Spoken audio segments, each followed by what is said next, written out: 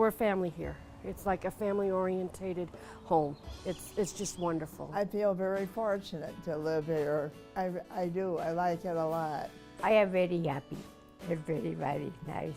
Before I did this kind of job, I used to work customer service, which is good, but nothing like this. This completely changed my life. I'm a better person, I'd say. You know, you have to have the heart to help people. And that makes me feel good that I did something good for someone. The Persimmon House is a residential assisted living house with 5 private bedrooms. So we have 5 residents that live here. Round-the-clock staff, so 24-hour care. And we serve 3 meals a day and snacks. We provide help with all the activities of daily living to include eating, dressing, bathing, toileting, and medication management.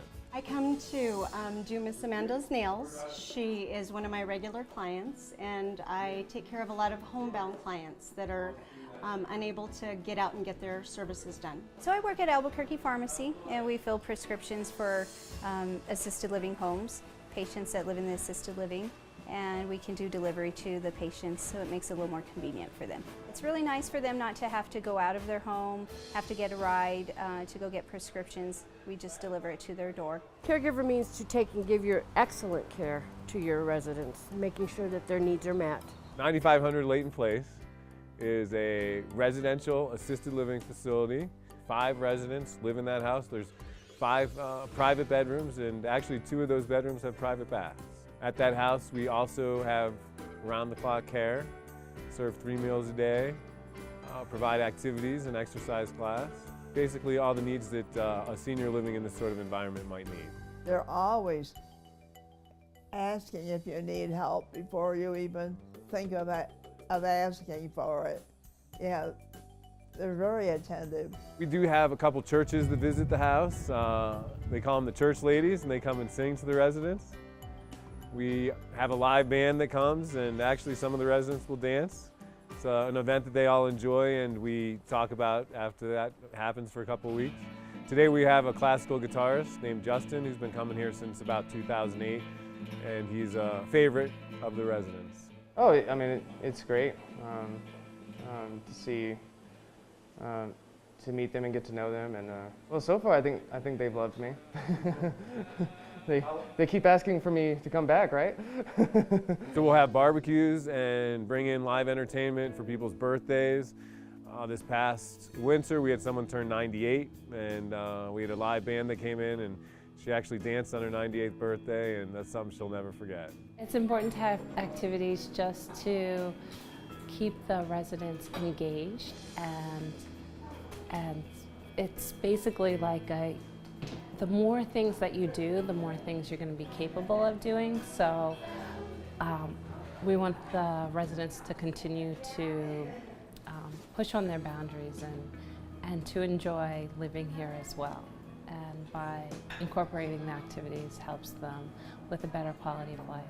Well, I think anybody who is a caregiver for a loved one or a family member knows how difficult it is when it gets to that point that the family can't do it themselves. So by the time I got to that point, my mother she was 88 years old at the time, had severe dementia, had developed Alzheimer's. And we were on 24/7, and the family got weary, and it was very difficult because you want to do it in your home, or at least in a home-like environment. My mother moved here in March, I think, of 2010, after my father had died. She was here for more than 2 years. And Vince and his staff took really wonderful care of her, and care of me too, because I think that's kind of part of the package, is to have somebody who kind of understands what you're going through when you're taking care of an elderly parent. You work with the families, and you saw a need for the caregiver, not only the patient, and you immediately had me come and meet you at the home where you had an availability. It was beautiful. And I saw that you only took 5 residents.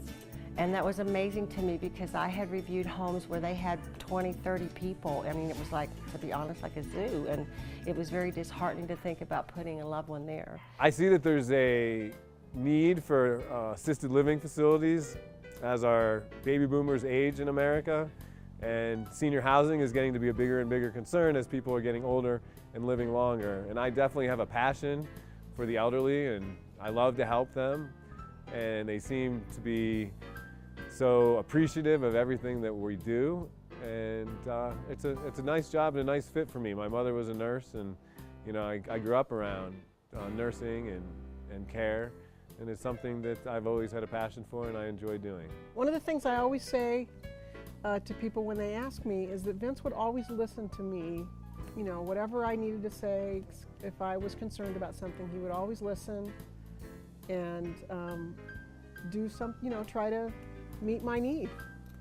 So it took a while just because it's so hard to get comfortable, but once I kind of settled into it, I was very happy to have my mom here. You understood where I was coming from and how difficult this was for me, and you mentored and ministered to me, and you came over to my home and became friends with my mother.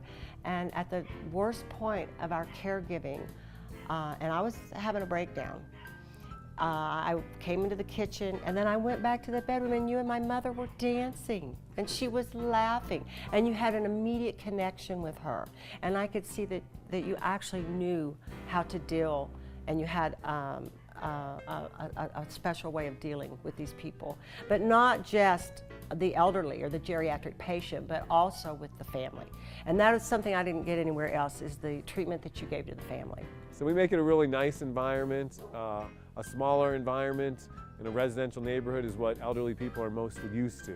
It's kind of how they grew up.